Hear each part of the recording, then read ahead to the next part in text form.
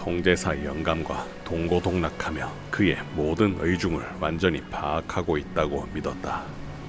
어두운 파도가 몰아치는 남쪽 바다의 폭풍 속에 서슬퍼런 안광을 밝히며 기세등등하게 달려드는 외적 북쪽의 끝으로 달아나면서도 그의 죽음을 바라던 군신들의 마음을 영감 스스로도 훤히 알고 있었음에도 굳이 자신의 죽음을 무릅쓴 결정을 내린 이유만은 끝내 알 수 없었다.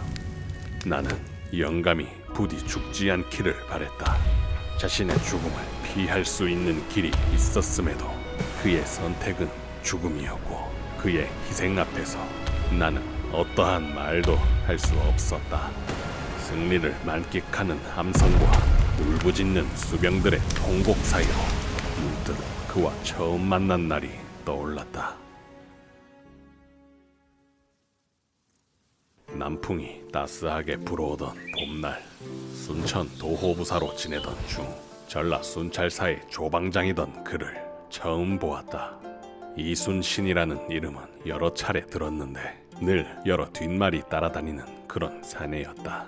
북방에서 여진을 상대로 맹렬히 싸운 역사이거나 타인의 공적을 가로채 입신양명을 도모하는 소인배라거나 무리를 일으켜 백의종군하는 일도 있었다고 하며 사람이 게을러 관할 지역의 관리를 소홀히 하여 파직된 적도 있다고 들었다. 그럼에도 그는 조정의 부름을 받았고 북방을 떠나 조방장으로 이곳 남도의 바다까지 온 것이었다. 나는 그가 순천에 들를 때마다 굴려주려 몽을 던지곤 했다. 이 고을은 참 살기가 좋소. 어디 한번 그대가 다스려보지 않겠소. 풍문으로 들었던 이순신이라면 그 보잘것없는 능력과 탐욕으로 나를 모함하거나 협잡을 일삼으며 소인배의 모습을 드러낼 것이라 생각했다. 허나 그는 그저 빙긋이 웃으며 어떠한 대꾸도 하지 않고 자신의 본분을 지키는 어엿한 모습을 보였다. 그 후 그는 정읍 현감을 거쳐 전라 좌도 수군 절도사로 임명되며 나의 상급자가 되었다. 난 과거에 던졌던 농을 곱씹으며 그를 어떻게 봐야 할지 오랜 고민에 빠질 수밖에 없었다. 그러나 관계가 역전되고서도 얕잡아보며 농을 하던 나를 다른 이들과 다르게 대우하지 않았다. 어느새 그와 나는 함께 밥을 먹고 술을 마시고 바둑을 두며 막역한 친구가 되어갔다. 그는 평화로운 시간 속에서도 유비무환의 자세로 언제 닥칠지 모를 위협을 대비하고자 노력했다. 언젠가 이 바다를 넘어와 활개칠 왜구들을 경멸하기 위해 오래전 전해져 오는 귀선의 기록을 참고하여 반옥선과는 다른 새로운 함선의 건조를 명하였고 제장들을 불러 모아 귀선의 도면을 보여주며 전장에서 어떻게 운용될지 설명하였다. 담담히 이야기하는 모습을 바라보며 그는 이미 마음속으로 수백, 수천 번 왜구와 싸웠음을 짐작할 수 있었다. 짙은 어둠이 물든 그의 깊은 눈동자에는 바다 건너에서 들이닥칠 칼바람이 맹렬히 휘몰아치는 듯했다. 하지만 그의 진위를 아는 이는 몇 되지 않았고 좌수영의 대다수는 내가 처음에 그랬듯 구설수 많은 인물이 갑자기 좌수사가 된 조정의 아첨꾼쯤으로 여겼다.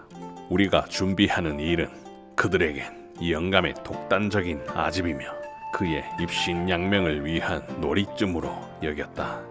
어쩔 수 없이 그 노름에 놀아나면서 그들의 눈은 영감에 대한 의심으로 가득 차 있는 상태였다. 그럼에도 영감은 불만 가득한 그들을 다독여가며 다가올 전쟁에 대한 대비를 철저히 하였다. 귀선의 건조가 막바지에 다다를 무렵 왜국을 병합한 풍신수길의 군대가 이 땅에 들이닥쳤다. 경상 좌수영은 제9시를 하지 못하며 괴멸되었고 경상 우수영은 함선을 온전히 보전하지 못한 채 영감의 진중으로 합류하려 했다. 부산진에 상륙한 왜적들은 동래를 짓밟고 경상 땅을 유린하며 순식간에 한성을 집어삼켰다. 그 어디에도 외적을 맞아 승전보를 울린 곳이 없을 정도로 처참했다. 나 역시 전라 순찰사의 명을 받아 순천과 여수 일대의 방비에 전력을 다하고 있었지만 수시로 들려오는 악랄한 외적들의 소문에 두려움으로 하루하루 피가 마르고 있었다. 하지만 또다시 들려오는 급보는 우리에게 희망의 빛이 되었다. 영감이 이끄는 전라 좌수영의 함대는 그 누구도 막지 못했던 외적들을 철저히 박살내며 놈들의 전진을 틀어막았다. 만일을 대비한 우리의 준비는 헛되지 않았던 것이었다. 전라 좌수영의 첫 출동 이후 나는 다시 영감의 진영으로 합류했다. 그곳에서 본 제장들의 눈빛은 떠나기 전 보았던 의심과 분노의 눈빛이 아니었다. 영감에 대한 굳건한 신뢰가 묻어나고 모두가 우리 바다를 지킨다는 한 뜻으로 뭉쳐 있었다. 경상 우수사 영감으로부터 사천의 적들이 노량으로 향한다는 급보가 도착했다. 우리 함대는 출동 시기를 앞당겨 노량에서 경상 우수영의 함대와 합류하기로 했다. 그러나 노량에서 마주한 경상 우수영은 고작 세 척의 반옥선뿐이었다. 이를 본 좌수사 영감은 그저 쓴웃음만 지을 뿐 곧바로 외적이 주둔하고 있는 사천으로 향했다. 그는 선봉에 서서 사천에 정박해 있던 적 함대를 유인하던 중 놈들이 쏜 총탄이 어깨에 적중되며 쓰러졌다. 정신이 아득해질 만큼 피가 쏟아졌지만 아랑곳하지 않고 더 가까이부터 포격하며 적선들을 일거에 침몰시켰다. 어깨의 부상도 그의 진격을 막지 못했다. 삼천포를 거쳐 사량도에 머무르던 때 당포에 외선 수십 척이 정박했다는 첩보가 들어오자 곧바로 출격했다.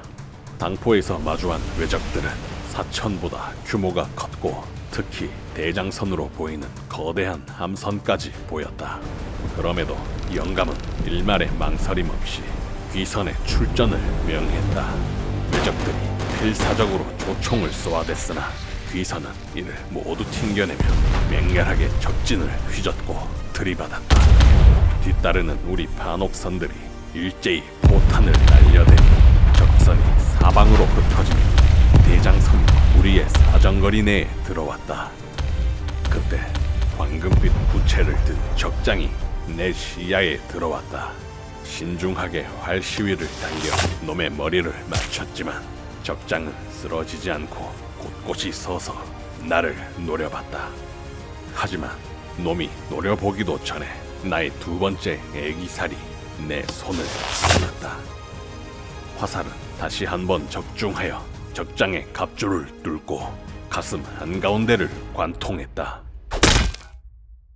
사도첨사 김호환, 군관 진무성이 놈들의 대장선에 올라타 내 화살에 쓰러진 적장의 목을 베자 우리 진중에서 관호성이 터져나왔다.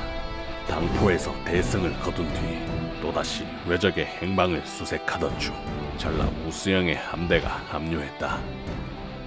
나와 영감은 우수사 2공을 크게 환영하고 작전에 대해 논의하던 때 거제의 양민들이 급하게 좌수사 영감을 찾아왔다. 고성 당항포에 외적의 함대가 정박해 있다는 것이었다. 영감은 다급히 군략 회의를 마무리하고 곧장 당항포로 진격했다. 당항포 앞바다까지 외적들을 끌어들인 뒤 전라 우수영, 경상 우수영의 함대와 함께 이들을 포위했다. 집중 포격을 가하여 섬멸하고 적의 퇴로를 모두 봉쇄하여 도주하는 적들까지 모조리 경멸했다. 모두가 한뜻으로 움직인 결과였다. 승리의 함성이 울려 퍼지는 그 순간 원수사는 스스로 배에 올라타고 건너길 반복하며 목숨을 잃은 외병들의 수급을 유유히 베어냈다. 모두가 그 모습을 경멸하듯 쳐다봤지만 원규는 아랑곳하지 않고 수급을 끌어모았다.